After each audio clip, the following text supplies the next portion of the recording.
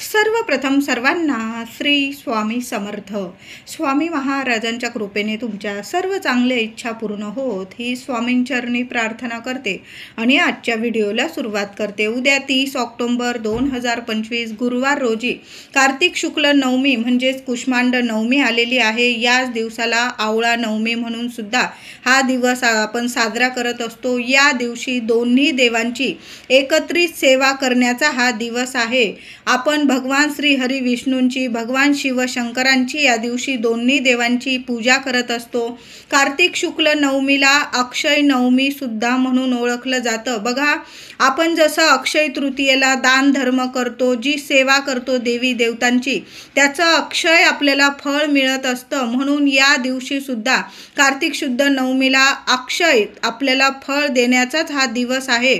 साक्षात देवी देवतांनी म्हणजे माता लक्ष्मीने, श्री हरी विष्णूंनी या दिवसाला, या नवमीला वरदान दिलेलं आहे की जी व्यक्ती या नवमीला भगवान विष्णू आणि भगवान शिव शंकरांची, माता लक्ष्मीची आणि आवळ्याच्या झाडाची सेवा करेल, दान धर्म करेल, तिला अक्षय फळाची प्राप्ती होणार आहे. म्हणून या दिवशी जेवढं दान धर्म होईल ना महिलांनो, दादांनो, जेवढं होईल, अगदी 10-20 रुपयाचं कुणाला पाणी पाजता आलं, कुणाला काही खायला प्यायला देता आलं, कपडे लत्ते, शिक्षणासाठी कुणाला कसलीही मदत तुमच्या ऐपतीप्रमाणे तुम्हाला करता आली ना तर नक्की करा. अक्षय फळाची तुम्हाला प्राप्ती होणार आहे. असा हा सोन्यासारखा दिवस आहे. या नवमीला कुष्मांड नवमी, आवळा नवमी म्हणून सुद्धा आपण साजरी करतो. या दिवशी आवळ्याच्या झाडाला, आवळ्याच्या फळाला खूप महत्त्व आहे. या झाडाशिवाय, या आवळ्या फळाशिवाय ही नवमी साजरी होऊ शकत नाही. महिलांनो, थोडे का होईना आवळे आपल्या घरात या शुभ दिवशी नक्की घेऊन या. सोन्यासारखं तुम्हाला फळ आणि आरोग्य, वर्षभर तुमच्या घरात कुणीच कधीच आजारी पडणार नाही, असा हा सोन्यासारखा दिवस आहे. म्हणून आवळा आपल्या घरात जरूर घेऊन या. आवळ्याचा पाला मिळाला थोडासा, तो सुद्धा घेऊन या. धुवून घ्या, थोडासा पुसून पासून आपल्या तिजोरीत ठेवला ना तुम्ही. 1 पान ठेवा, 5 पान ठेवा, जास्त ठेवायचे असेल ठेवू शकता. एखाद्या पिवळ्या कपड्यात बांधून ठेवले आणि त्याबरोबर एखादा रुपया ठेवला तुम्ही आणि थोडी आवळ्याची पानं ठेवली ना, खूप सुंदर, म्हणजे लक्ष्मी प्राप्तीसाठी, धनप्राप्तीसाठी सुद्धा हा उपाय, ही सेवा खूप महत्त्वाची आहे. भगवान श्री हरी विष्णूंचं, माता लक्ष्मीचं नामस्मरण करावं. 21 वेळा मंत्र जपावा आणि आपल्या तिजोरीत आवळ्याची पानं 1 रुपयाबरोबर पिवळ्या कपड्यात बांधून जरूर ठेवून द्या. अनुभव सोन्यासारखाच येणार आहे तुम्हाला. त्याचबरोबर या कुष्मांड नवमीला म्हणजेच आवळ्या नवमीला या दिवशी कोहळ्याला सुद्धा खूप महत्त्व आहे. कोहळा आपण जो नवरात्रीत, दुर्गाष्टमीला किंवा नवमीला देवी आईसमोर कोहळा कापण्याची परंपरा आहे. म्हणून या दिवशी सुद्धा कुष्मांड म्हणजेच कोहळा दान करण्याची सुद्धा जुनी परंपरा आहे. कोहळा तामसिक फळ आहे.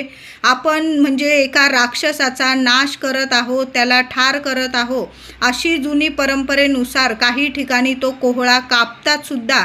काही ठिकाणी त्याला थोडंसं तुपाचा हात लावतात आणि तो कोहळा एखाद्या मंदिरात, भगवान विष्णूंचं मंदिर असेल तिथं तो दान केला जातो, किंवा एखाद्या गरीब व्यक्तीला दान केला जातो, किंवा एखाद्या झाडाखाली सुद्धा दान करण्याची जुनी परंपरा आहे, किंवा वाहत्या पाण्यात सुद्धा दान करण्याची जुनी परंपरा आहे. भागानुसार, प्रत्येक भागानुसार परंपरा ही वेगळी असते. कोहळा, कुष्मांड नवमीला कोहळ्याला खूप महत्त्व आहे. कोहळा काही ठिकाणी कापतात तर काही ठिकाणी तुपाचा हात लावतात. तो कोहळा विष्णूंच्या मंदिरात ठेवतात. काही ठिकाणी पिंपळाच्या झाडाखाली किंवा आवळ्याच्या झाडाखाली तो कोहळा ठेवला जातो, किंवा काही ठिकाणी एखाद्या गरीबाला दान केला जातो. काही ठिकाणी वाहत्या पाण्यात तो विसर्जित केला जातो. आपल्या भागानुसार परंपरा ही वेगळी आहे, पण कोहळ्याला सुद्धा खूप महत्त्व आहे. तुम्हाला एखादा कोहळा एखाद्या गरीबाला दान करता आला या दिवशी तर जरूर दान करा. थोडासा तुपाचा बोट लावा त्याला महिलांनो, दादांनो, आणि तो कोहळा दान करायचा आहे. घरावरील, तुमच्या मुलाबाळांवरील जी इडापिडा असते, आपल्या आजूबाजू जी राक्षस प्रवृत्तीची म्हणजे शत्रू असतील, त्यांचा सुद्धा नायनाट साक्षात भगवान विष्णू करतात.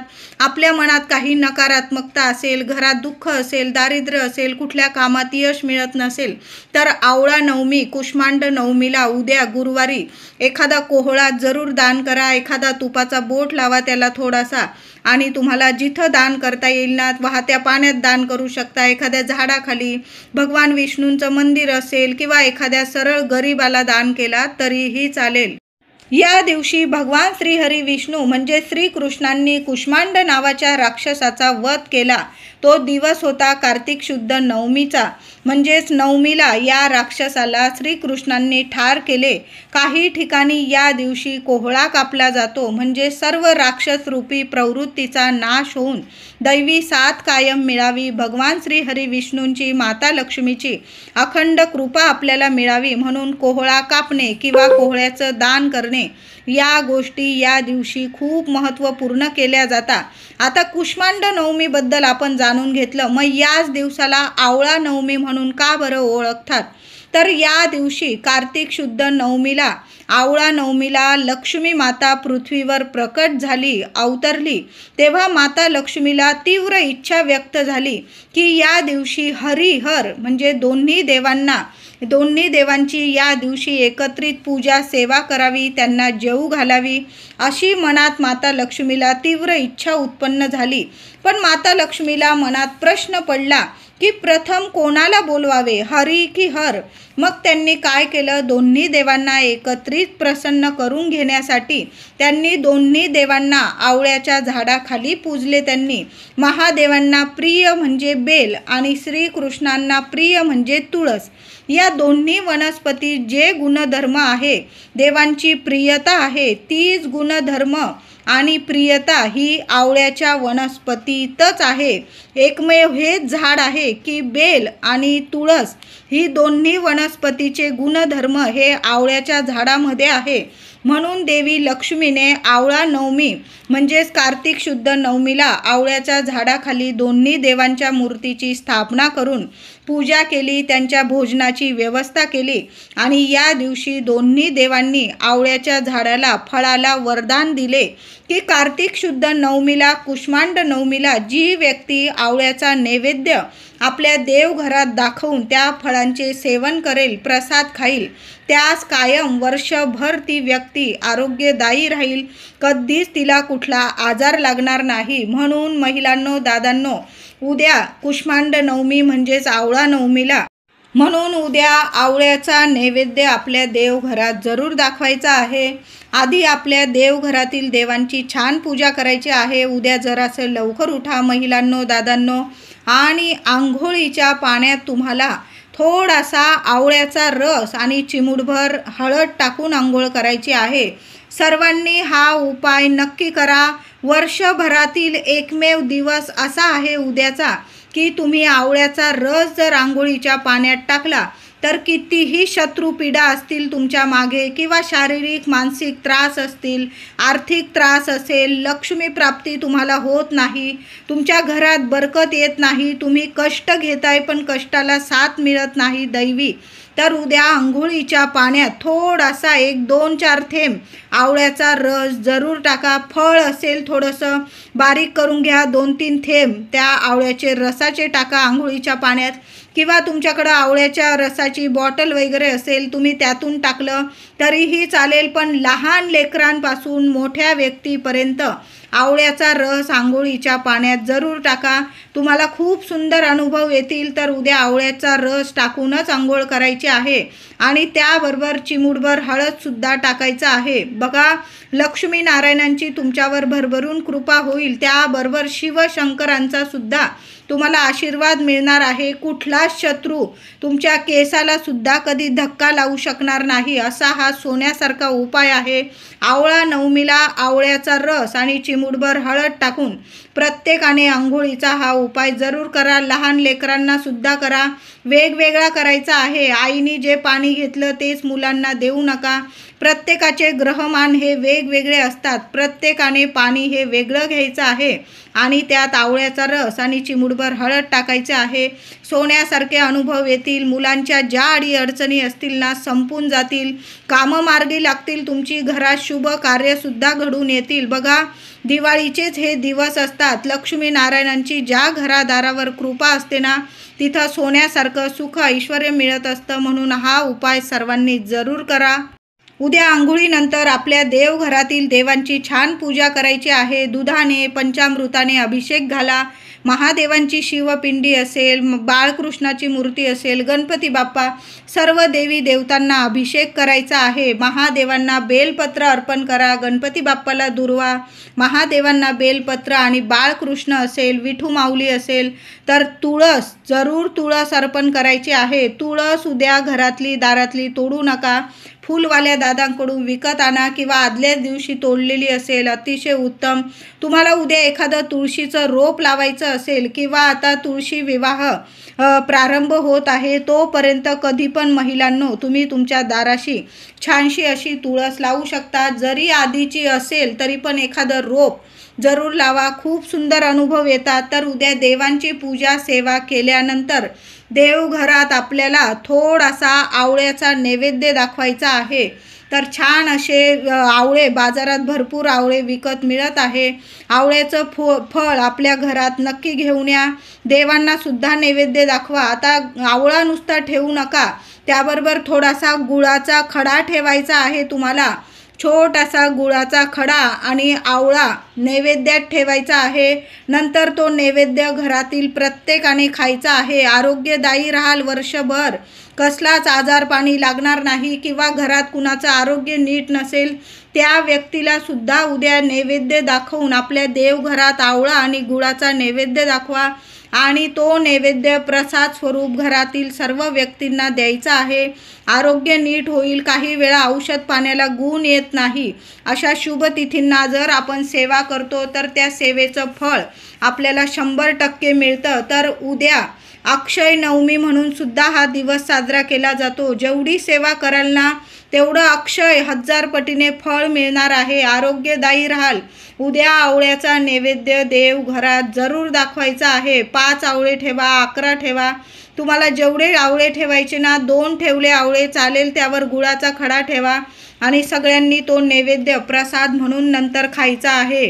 उद्या महिलांनो आवळा नवमी आणि गुरुवार आलेला आहे. मुख्य दारावर हळदीचे, दारावर म्हणजेच उंबरठ्यावर हळदीचं लेपन जरूर करा आणि मुख्य दारसुद्धा स्वच्छ पुसून घ्यायचं आहे.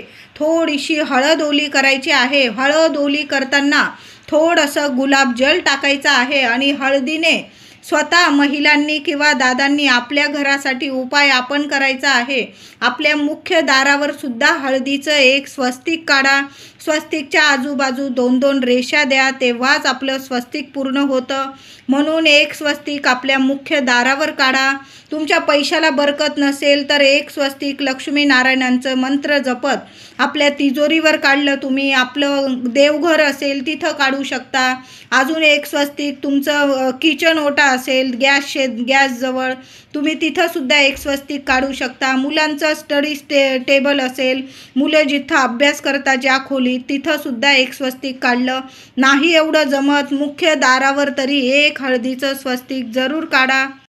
उद्या सकाळीच महिलांनो उंबरठ्यावर हळदीचं लेपन करून माता लक्ष्मीच्या पावलांची हळदी, कुंकू, फुलं वाहून पूजा करा आणि माता लक्ष्मीची पावलं जिथं लावलेली आहे ना तिथं कोपऱ्याला आपण एक आवळा, उंबरठ्याच्या दोन्ही बाजूला एक आवळा तुम्हाला ठेवून द्यायचा आहे.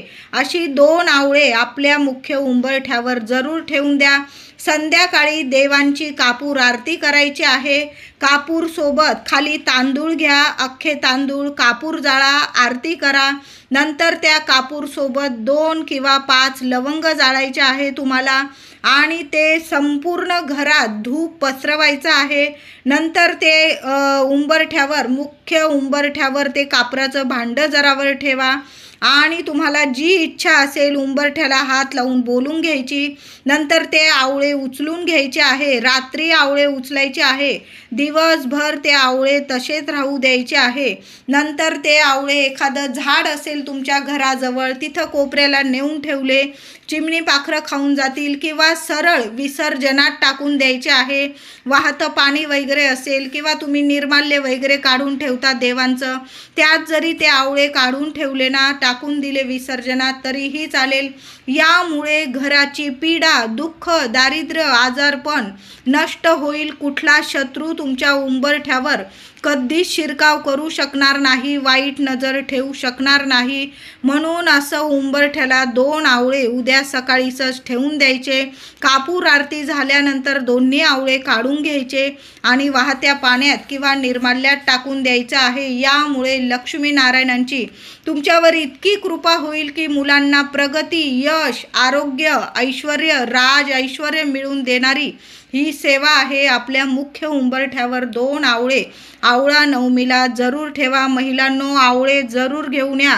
नैवेद्यात सुद्धा आवळे ठेवायचे आहे. आणि घराचा मुख्य उंबरठा, आपलं घर म्हणजे आपल्यासाठी मंदिर असतं.